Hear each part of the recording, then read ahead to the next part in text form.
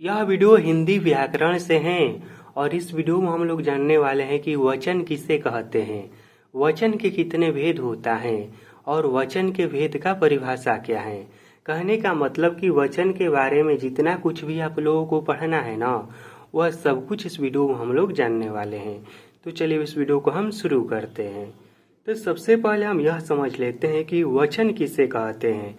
यदि इसका आपको सबसे आसान परिभाषा देना होगा तो आप क्या देंगे? तो देखिए, वचन शब्द के जिस रूप से उसकी संख्या का बोध हो उसे ही वचन कहते हैं। वचन क्या है? वचन संख्या को बताता है।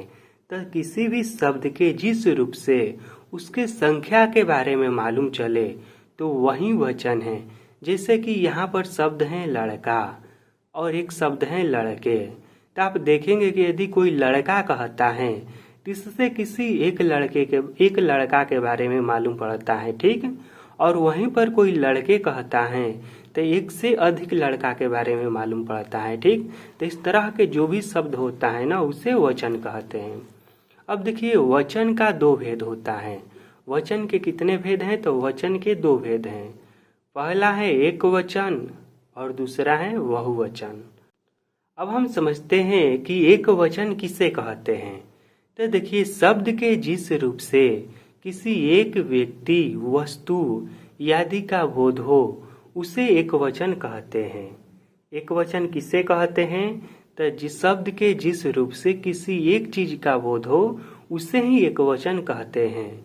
जैसे कि बालक हो गया, बालक हम कहेंगे तो किसी एक लड़का का बोध हो रहा है। उसी तरह से घोड़ा, कलम आदि, ठीक। तो शब्द के जिस रूप से किसी एक व्यक्ति, वस्तु आदि का बोध हो उसे हम एक वचन कहेंगे।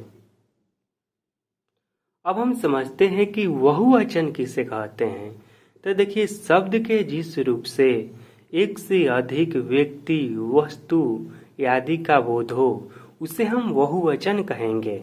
देखिए, जहाँ पर एक चीज का बोध हो रहा है वह एक वचन है और जहाँ पर एक से अधिक का बोध हो रहा है वह बहुवचन है।